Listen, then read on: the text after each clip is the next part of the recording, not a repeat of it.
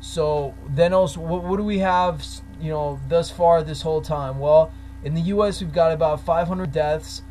Certainly nothing to laugh at, but you have to take it into context. So regular seasonal flu, by the CDC's own admission, Center for Disease Control, the seasonal flu, the flu that we hear about all the time, kills on average about 36,000 people a year in the U.S.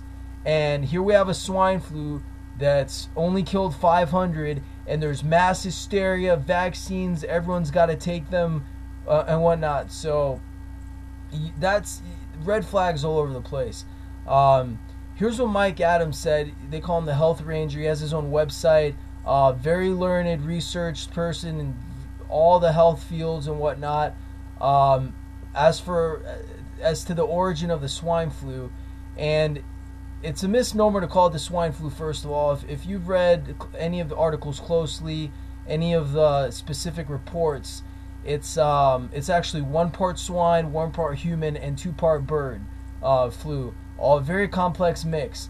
And Mike Adams, talking about how this flu strain had to come about naturally, said the following, and I quote, "It means an infected bird from North America would have had to infect pigs in Europe, then be reinfected by those same pigs with an unlikely cross-species mutation that allowed the bird to carry it again. Then that bird would have had to fly to Asia and infected pigs there, and those Asian pigs then mutated the virus once again while preserving the European swine and bird flu elements to become human transmittable, and then a human would have had to catch that virus from the Asian pigs in Mexico and spread it to others." This sounds outrageous, but it's true. A lot of virologists and different doctors have said the same kind of thing. And another point, from day one, the World Health Organization was telling us, expect the pandemic to flare up again in the next fall and winter, as if they had some kind of, portal into the future.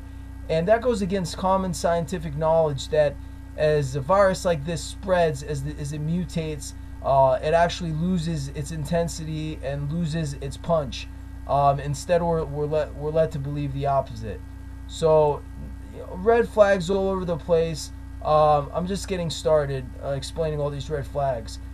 People might say, so what are you saying? The U.S. would engineer this in a lab? Well, I'm not saying anything because I don't know, but there is a history there of just that. And you may have heard of the 1918 Spanish flu, probably the most ravaging, horrible disease the world has encountered in the last certainly 150 years.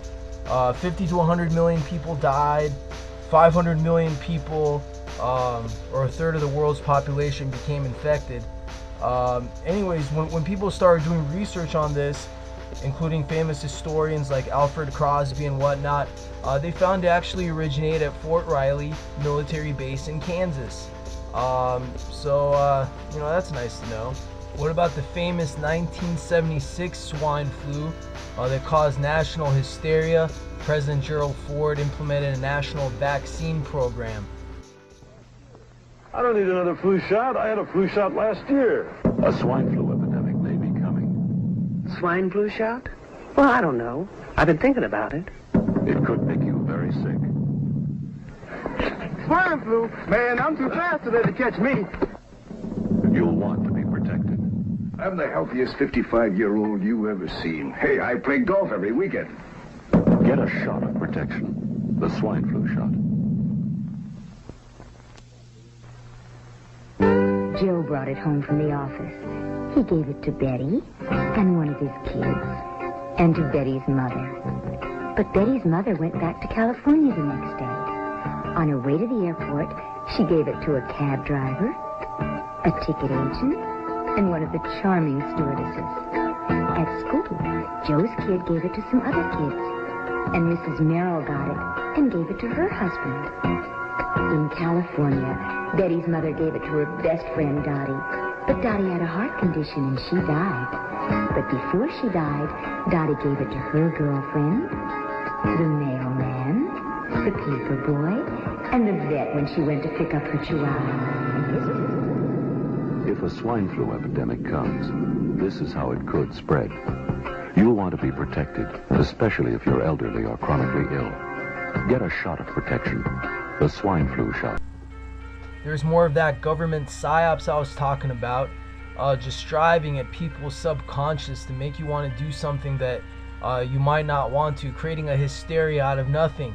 Well, that didn't stop a lot of people from taking that vaccine, and 500 got cases of Guillain-Barré syndrome, pretty much a large-scale paralysis of the body, and 30 people died as a direct result of the vaccine. Huge lawsuits, big mess.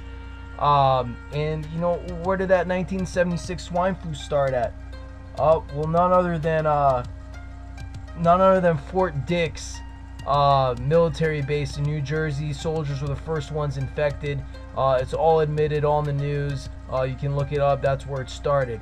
And now we have Time Magazine ratcheting it up, more propaganda here, telling us how can we avoid the mistakes.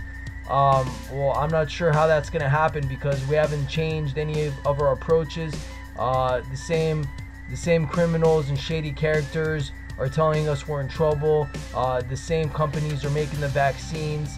And here we have this propaganda telling us, get ready to take the vaccine, get ready to be inoculated. There's no stopping it.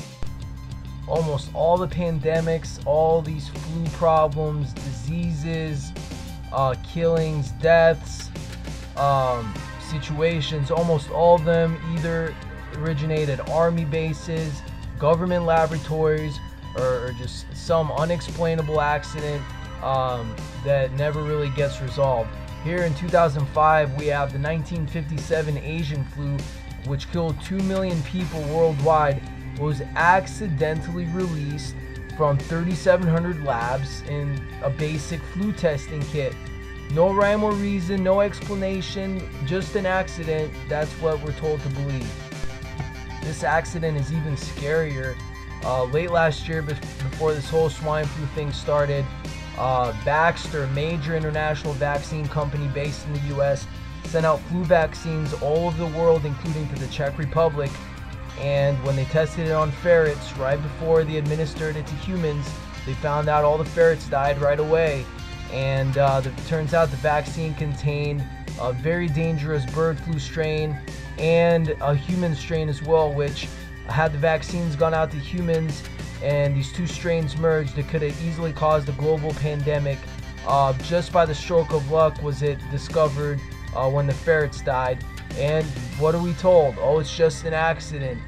Even though these vaccines undergo the highest levels of security, and when the swine flu broke out, Baxter happened to be one of the first companies that we contacted, the US that is, to find a swine flu vaccine. You just can't make this stuff up. Now let's backtrack to 1975, when the Church Committee admitted in front of Congress that they uncovered a CIA memo about stockpiled chemical agents and toxins at Fort Detrick.